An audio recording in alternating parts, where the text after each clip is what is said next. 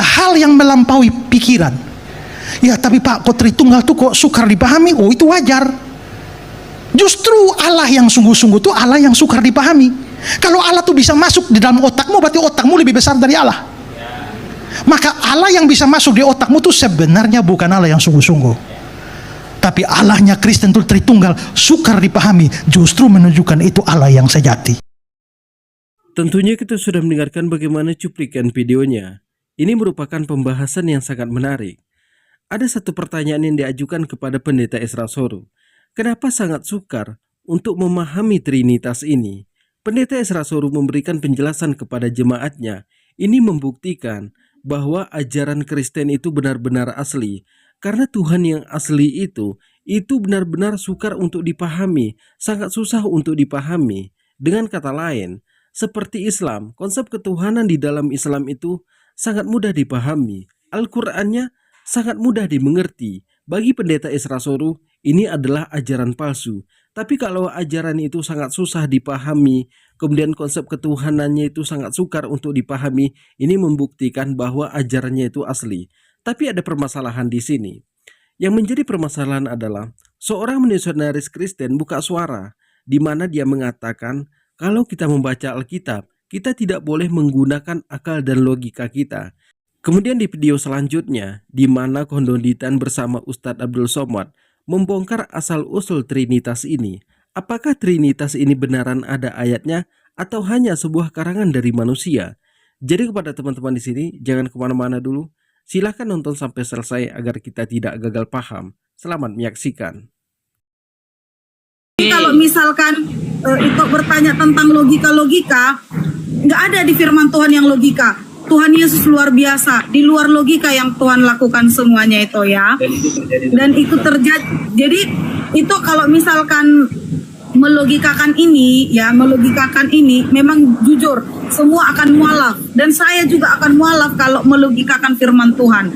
Tetapi kalau kita mengimani apa yang terjadi, kita akan berhasil. Tuhan Yesus memberkati.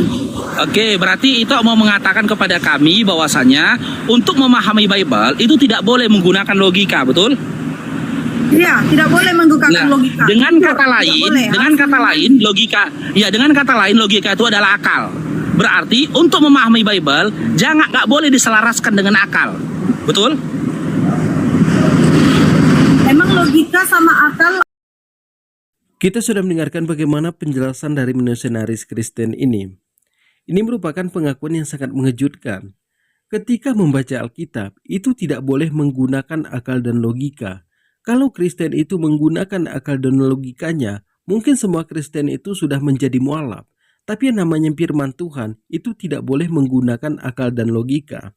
Dengan kata lainnya, perbedaan Islam dengan Kristen itu adalah ketika umat Muslim masuk ke dalam masjid, itu meninggalkan sendalnya di depan pintu. Tapi Kristen masuk ke gerejanya, itu meninggalkan isi kepalanya di depan pintu. Nah, kemudian kita akan mendengarkan bagaimana penjelasan Kondoditan bersama Ustadz Abdul Somad. Dari mana asal-usulnya Trinitas ini? Ketika kedua kali saya duduk di samping Ustadz Abdul Somad, saya harus bisa membuktikan sesuatu. Kalau waktu itu belum saya bawa, kali ini saya bawa. Jadi akan saya perlihatkan kepada Tuan Guru Ustadz Abdul Somad, mohon bisa dibacakan. Ini adalah sebuah kitab. Di sini ada tulisan begini, Ustaz. Tidak untuk diperdagangkan. Dengan pengantar dan catatan lengkap. Dipersembahkan umat Katolik Indonesia oleh Direktorat Jenderal Bimbingan Masyarakat Katolik Departemen Agama Republik Indonesia. Percetakannya Arnoldus ND. Di sini ada ayat, ada catatan kaki. Nah, ayat yang akan saya tunjukkan kepada Tuan Guru Ustadz Abdul Somad ini adalah yang dianggap satu-satunya ayat yang mengajarkan konsep tentang Trinitas, ya, Trinitas. Jadi kita mungkin pernah mendengar bahwa saudara kita di kalangan Kristen itu akidahnya dengan konsep ketuhanannya itu menceritakan tentang Trinitas. Ayatnya ada di dalam surat 1 Yohanes pasal 5 ayat ke-7 saat ini. Bisa tolong bacain. 1 Yohanes. Jadi di dalam perjanjian baru itu ada Matius, Yohanes, Lukas, Markus. dan 14 surat Paulus sebagai pengetahuan. Di pasal 1 Yohanes ayat 4 dan 5, 1 Yohanes 1 pasal Yohanes 5 pasal 5 ayat 7 dan 8. 7 dan 8. 1 Yohanes pasal 5 ayat 7 dan 8. Sebab ada 3 yang memberi kesaksian di dalam sorga, Bapa, Firman, dan Roh Kudus. Dan ketiganya adalah satu. Ayat 8, dan ada 3 yang memberi kesaksian di bumi.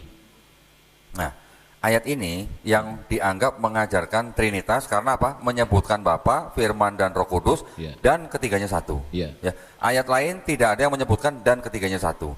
Ada catatan kaki Ustaz di bawah ini. Bagian ayat ini, silakan Ustaz. Bagian ayat ini tidak terdapat dalam naskah-naskah Yunani yang paling tua dan tidak pula dalam terjemahan-terjemahan kuno, bahkan tidak dalam naskah-naskah paling baik dari Vulgata. Bagian ini kiranya aslinya sebuah catatan di pinggir halaman salah satu naskah terjemahan Latin yang kemudian disisipkan ke dalam naskah-naskah yang oleh penyalin dan akhirnya bahkan disisipkan ke dalam beberapa naskah Yunani. Karenanya bagian ini pasti tidak ada, Pasti tidak asli Ustaz. pasti tidak asli. Mata udah. Boleh diulang Ustaz? Karenanya bagian ini pasti tidak asli. Tidak asli, kata lainnya apa Ustaz? Bukan saya ngomong ya. Ini yang ngomong ya. Jadi maksud saya begini. Jadi yang menulis komentar tadi siapa? Ini Ustaz. Nah, ini ada yang namanya imprimatur nih. MGR Donatus Jagom SPD, Uskup Agung ND. Sini ini kitab ini sebenarnya diterjemahkan dari kitab Bible yang sama yang versi Yerusalem. Ya, versi Yerusalem itu diterbitkan tahun 1966. Diterbitkan dalam bahasa Inggris, diterjemahkan ke dalam bahasa Indonesia oleh ini percetakan Arnoldus ND. Nah, jadi kalimat atau ayat yang tadi itu memang sudah sangat populer bahwa ayat itu ternyata memang tidak otentik. Kalau orang Islam bilang tidak sahih gitu, istilahnya gitu ya. Ayat itu tadinya adalah sebuah catatan di pinggir halaman. Jadi kalau zaman dulu orang menyalin kitab yang disebut kitab suci, itu mereka menyalin dalam bentuk kolom-kolom Ustaz. Ada yang 2 kolom, ada yang 6 kolom. Biasanya nanti yang disalin itu nanti sama penyalinnya biasanya suka ada catatan di pinggir halaman. Tadi dikatakan ini aslinya adalah catatan di pinggir halaman yang kemudian disisipkan menjadi ayat gitu. Jadi tadinya pemikiran agama menjadi agama ya. Dengan ayat itu akhirnya saya mendapatkan bukti seperti ini, baru saya merasa kalau begitu ini tidak bisa disebut sebagai kitab suci. Akhirnya saya belajar agama-agama yang lain. Kristen akhirnya saya ketahui bahwa itu Kristen artinya adalah gelar daripada Yesus. Kristen bahasa Indonesia, Christ bahasa Inggris, Kristos bahasa Yunani, Mesias bahasa Ibrani, The Mesiho bahasa Aramaik, bahasa Arabnya Al-Masih ternyata. Tapi konsepnya sedikit berbeda ya kalau Isa Al-Masih dan Yesus Kristus atau Yeshua HaMashiach. Yahudi itu ternyata adalah nama anak keempat daripada Nabi Yakub alaihissalam yang kita kenal. Hindu adalah nama tempat daripada agama itu berasal di India. Buddha adalah gelar daripada Siddhartha Gautama. Konghucu itu adalah nama nabi daripada agama tersebut. Ketika Islam, saya pikir nama nabi, nama orang, gelar orang. Ternyata artinya seperti tadi Ustaz jelaskan, berserah diri ya, atau selamat, taat, patuh, tunduk, atau damai. Ketika saya membandingkan semuanya ini, ternyata dipecah lagi menjadi yang disebut dengan agama samawi dan agama ardi atau bumi. Yang agama samawi akhirnya mau nggak mau saya harus pelajari secara detail, yang mana saya akhirnya menemukan bahwa kitab yang dulu saya punya ini ternyata terbagi menjadi 2 bagian. Yang bagian pertama disebut Perjanjian Lama Ustaz, yang kedua disebut Perjanjian Baru. Perjanjian Baru ini adalah kitabnya orang Kristen ini yang isinya 27 kitab, yang tadi disebut Matius, Markus, Lukas, tambah surat-surat Paulus cuma 13 Ustaz, bukan 14. Yang satu lagi kitab Ibrani itu tidak diketahui siapa yang tulis.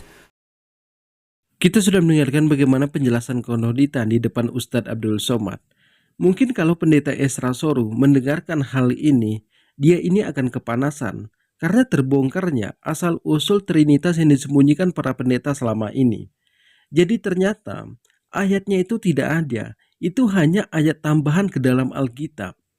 Nah, jadi ini yang disembunyikan oleh para pendeta dari jemaatnya. Pantas saja pendeta Esra Soru mengatakan, kenapa Trinitas itu sangat sukar untuk dipahami? Karena itu katanya adalah sungguh-sungguh. Kemudian datang dari misionaris Kristen. Ketika Anda membaca Alkitab, Anda tidak boleh menggunakan akal dan logika. Ini kan sangat parah. Padahal manusia itu diciptakan menggunakan akal. Kita itu disuruh untuk berpikir. Bukan pikiran kita itu dibekukan. Tapi kan seolah-olah dia dalam agama Kristen ini, pikiran kita itu harus dibekukan. Pikiran kita itu tidak boleh berfungsi ketika kita membaca sebuah kitab suci. Bukankah pentingnya kita untuk berpikir, menggunakan akal dan logika kita ketika kita membaca sebuah kitab suci? Di sini kita bisa mengetahui benar atau palsu kitab suci ini. Ini benaran dari Tuhan atau hanya sebuah karangan dari manusia? Jadi mungkin cukup sekian. Assalamualaikum warahmatullahi wabarakatuh.